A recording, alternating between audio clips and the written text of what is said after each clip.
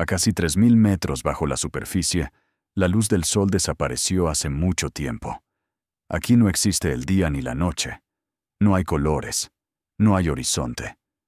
Solo oscuridad total y una presión tan extrema que aplastaría el cuerpo humano en segundos. El océano, en este punto, deja de ser un entorno y se convierte en una fuerza hostil. Y aún así, algo se mueve. En este vacío negro, un cachalote desciende en silencio. No ve. No necesita ver.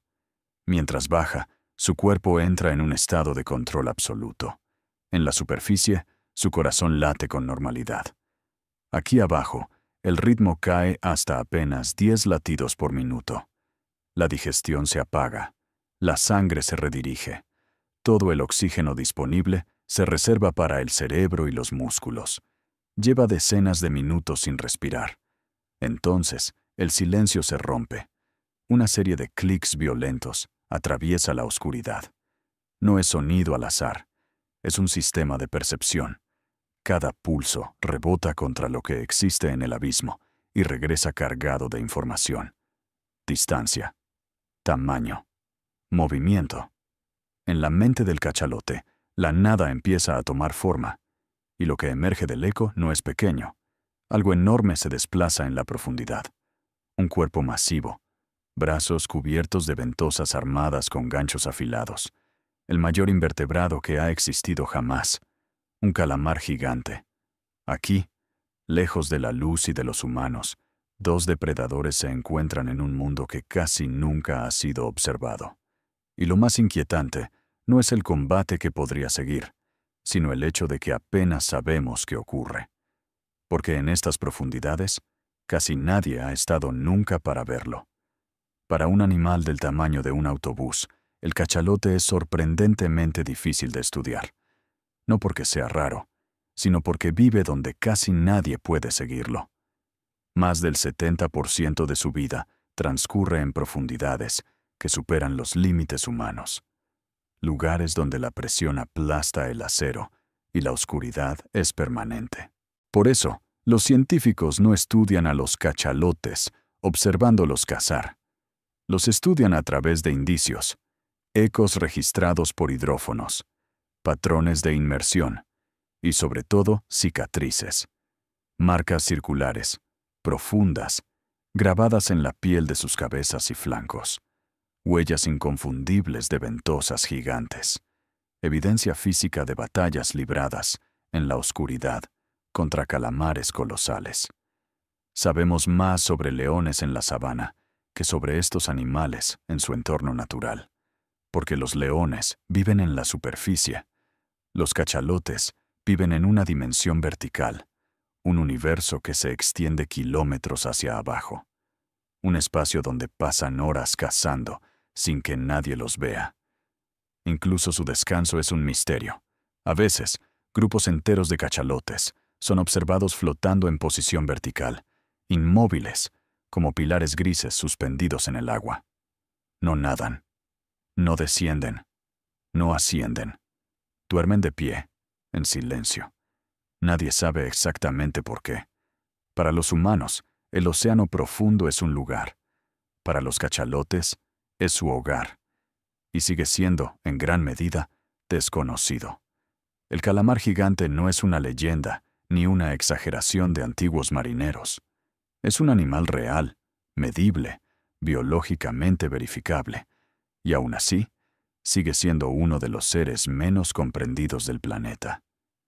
Sabemos sorprendentemente poco sobre una de las criaturas más grandes que jamás hayan vivido. Algunos ejemplares alcanzan más de 10 metros de longitud y pesan cientos de kilogramos. Sus brazos y tentáculos están cubiertos de ventosas armadas, con ganchos giratorios, diseñados no solo para sujetar, sino para desgarrar. En el centro de ese conjunto de extremidades se esconde un pico duro como el acero, capaz de cortar carne y hueso. Pero lo más inquietante no es su tamaño, sino sus ojos. Son los ojos más grandes del reino animal. Cada uno puede medir más de 25 centímetros de diámetro, comparable a un balón de baloncesto. En la oscuridad absoluta del océano profundo, estos ojos no buscan color ni detalle. Buscan movimiento, contraste, sombras imposibles. Un solo destello bioluminiscente, provocado por un pez al huir, puede revelar la silueta de un depredador o de una presa. Para un calamar gigante, ver primero significa vivir. A diferencia de los animales de superficie, el calamar no puede permitirse errores frecuentes. La comida es escasa. Cada intento fallido consume energía que tal vez no pueda recuperar durante semanas. Su cuerpo, aunque enorme, es frágil. No tiene esqueleto. Depende de la sorpresa, del agarre perfecto, del momento exacto. Y sin embargo, a pesar de su tamaño colosal, el calamar gigante sigue siendo una sombra.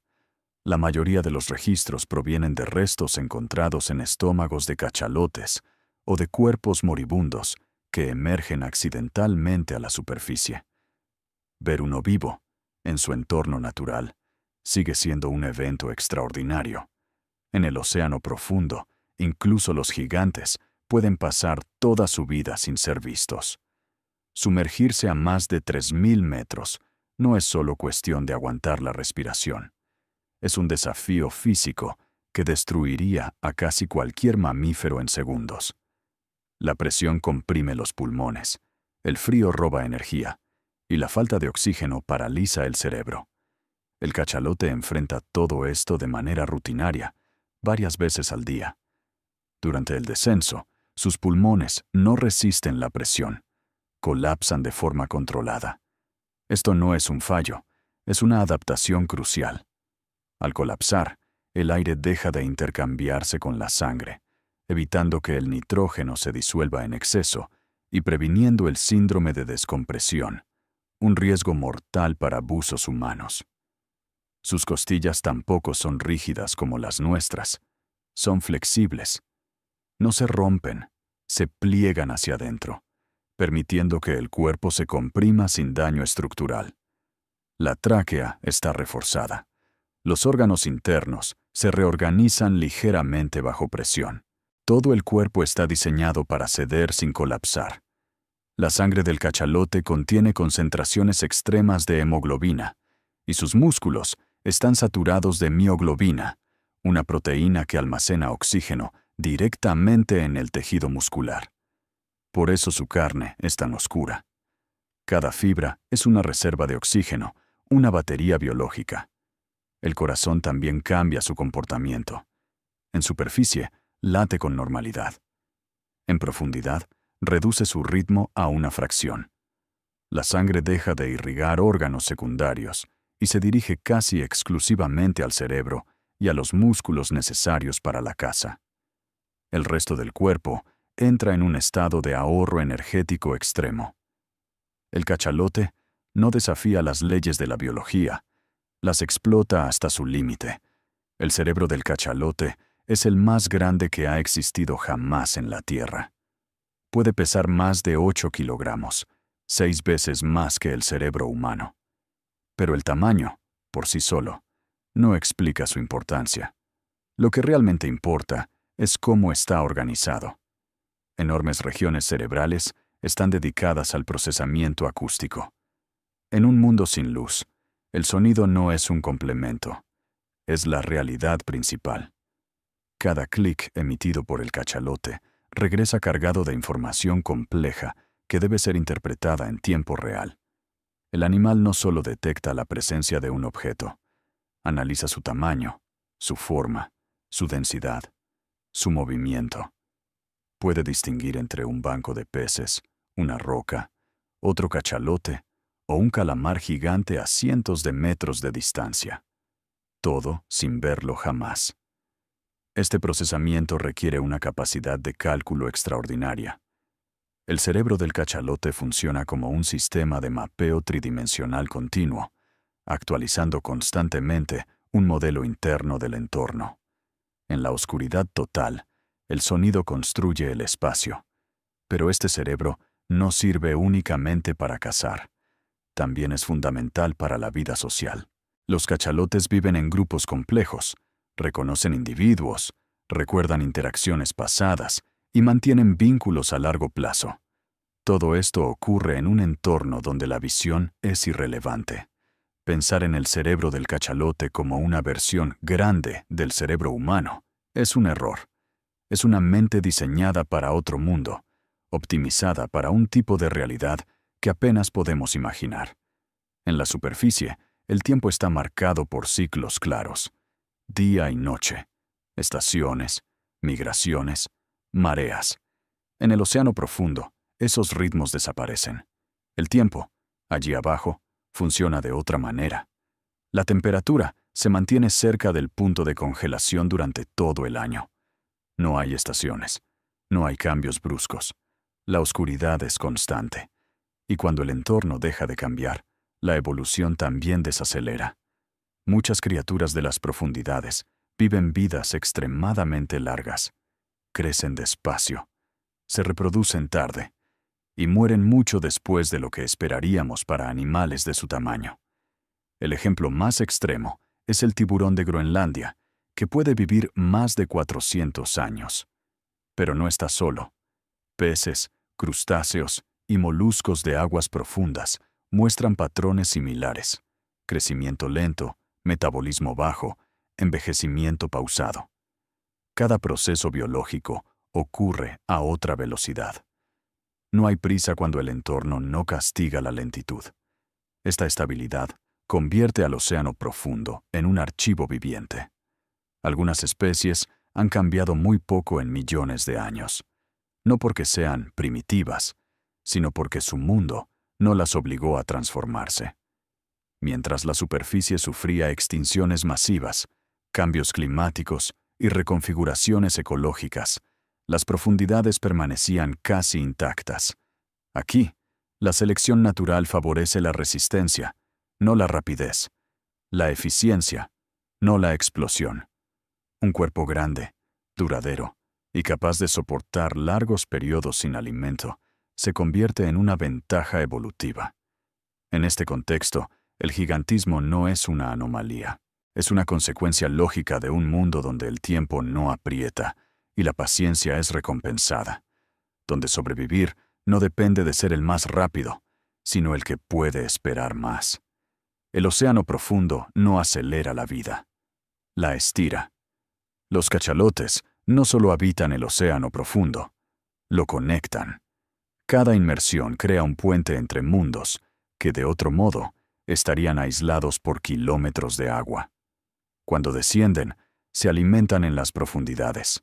Cuando regresan a la superficie para respirar, transportan consigo nutrientes que han estado atrapados en el abismo durante años. Al defecar en aguas iluminadas por el sol, liberan hierro y nitrógeno, elementos esenciales para el crecimiento del fitoplancton. El fitoplancton es la base de la cadena alimentaria marina. Y más importante aún, produce una parte significativa del oxígeno que respiramos en tierra firme. Sin estos microorganismos, la atmósfera del planeta sería radicalmente distinta. Este proceso se conoce como la bomba biológica de las ballenas. Durante décadas, se subestimó su importancia. Hoy sabemos que poblaciones grandes de cachalotes pueden aumentar la productividad del océano a escala regional, influyendo incluso en la captura de carbono. Incluso en la muerte, su impacto continúa. Cuando un cachalote muere, su cuerpo puede hundirse hasta el fondo marino, creando lo que se conoce como una caída de ballena. Este evento transforma un desierto biológico en un oasis. Decenas de especies especializadas dependen exclusivamente de estos cadáveres gigantes. Algunas comunidades sobreviven durante décadas, alimentándose de un solo cuerpo. Otras especies solo existen gracias a estos eventos raros. En el océano profundo, la vida no fluye de manera constante. Llega en pulsos. Y muchos de esos pulsos tienen forma de ballena. Durante siglos, los humanos temieron a los cachalotes. Los llamaron monstruos, leviatanes, demonios del mar. Los cazaron casi hasta la extinción por el aceite de sus cabezas. Y aún así, sobrevivieron. Hoy sabemos que no eran monstruos. Eran, y son, una de las formas de inteligencia más extrañas y sofisticadas del planeta. Animales que viven en un mundo que apenas hemos tocado, que se comunican de maneras que no entendemos, que cazan en la oscuridad absoluta y moldean el océano entero con su existencia. Tal vez lo más inquietante no sea lo que sabemos sobre ellos, sino todo lo que aún no sabemos. Porque mientras exploramos el espacio en busca de inteligencia, una de las mentes más complejas de la Tierra sigue descendiendo, una y otra vez, hacia un mundo que casi nunca vemos.